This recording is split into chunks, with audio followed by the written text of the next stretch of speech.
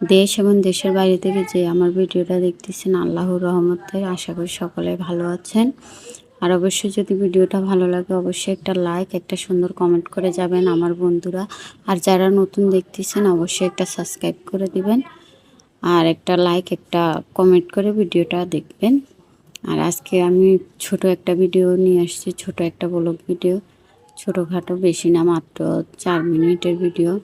আশা করি আপনারা স্কিপ করা ছাড়া দেখবেন। তো আজকে ভিডিওটা শুরু হলো আমার ডাল রান্না দিয়ে। আমি সকালবেলা ডাল রান্না বসাইছি। আজকে ডাল ভর্তা দিয়ে ভাত হবে।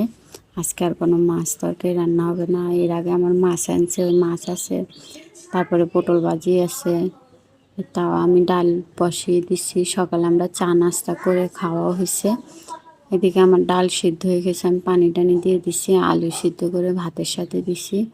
আমার ভাতের সাথে মূলত আলুটা দিতে দেরি হয়েছে, ভাতটা হওয়ার পরে দিচ্ছি, মানে আদা হয়ে গেছে তখন দিচ্ছি।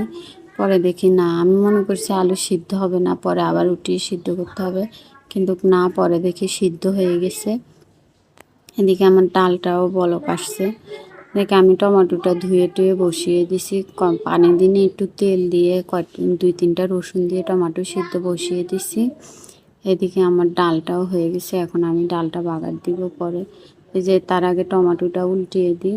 আর আমি একসাথে 2 চুলাতে রান্না করি। আমার এক পাশ হয়েছে টমেটোটা, চুলা ছোট করে তারপরে আবার টমেটোটা বসিয়ে দিছি ঢাকনা দিয়ে।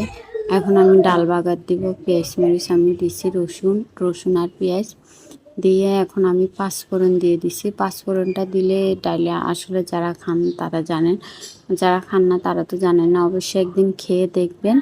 পাঁচফোড়ন দিয়ে ডালটা ভাগার দিলে অনেক সুন্দর একটা ঘ্রাণ আসে, খুবই ভালো লাগে। তো এই যে আমার ডালটা হয়ে গেছে। এখন আমি যে কালকে পটল ভাজি করছি, পটল ভাজিগুলো আছে, পরে গরম দেওয়ার সময় দেখি সামান্য বাসনা বাইরেছে, পরে আমি ফেলে দিছি। এগুলো খেলে পরে আবার পেট খারাপ করবে। পরে এই যে আমার টমেটো দেখুন পানি ছেড়ে দিছে, আমি আরেকটা উল্টানো দিয়ে টমেটোটা ঢেকে দিচ্ছি।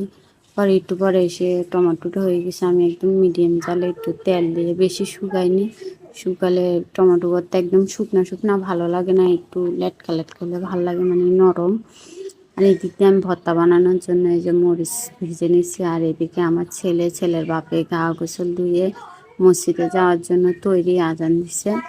আমি জিজ্ঞাসা করি আমার ছেলেকে কই যাবে, আমার ছেলে বলতেছে মসজিদে। পরে ওরা মসজিদে গেছে, আমি আবার তাড়াতাড়ি করে এই যে ভর্তা বাটতে বসে গেছি। আর মূলত আমি সিমের ভর্তাটা আমি পাটা পুতাতে বেটি করি। আর আমার ভর্তা বানানো হয়ে গেছে, আলু ভর্তা করছি আমি, সিম ভর্তা আর মরিচ ভর্তা। আর এদিকে আমি টমেটো ভর্তা করতেছি। আমার এই টমেটো ভর্তাতে আমি একটু মরিচ আর এই যে রসুনটা আমি ধরছি, আর এই রসুনটা গলে গেছে, মানে পাশে রসুনের, টমেটোর পাশে পাশে রসুন কয়টা দিয়ে দিলে হয় কি একসাথে হয়ে যায়, অনেক ভালো লাগে। তেলে ভাজলে ডললেও রসুনটা মিহিন হয় না। আর টমেটোর সাথে দিয়ে দিলে ডলার সাথে সাথে যেভাবে টমেটো মিহিন হয় ওভাবে রসুনটাও হয়। আর এই যে আমার রান্না কমপ্লিট। এখন আমি গা গোসল দিয়ে আমিও রেডি। তারপরে ওরা আসছে, আসার পরে আমি সব কিছু ওদের সামনে এনে দিছি। আর আজকের ভিডিও আমার এই পর্যন্ত। যদি ভালো লাগে অবশ্যই একটা লাইক, কমেন্ট, সাবস্ক্রাইব করে দিবেন যারা নতুন দেখতেছেন। আর যারা আমার বন্ধুরা তারা অবশ্যই একটা কমেন্ট করে, লাইক করে ভিডিওটা কন্টিনিউ দেখবেন। আসসালামু আলাইকুম।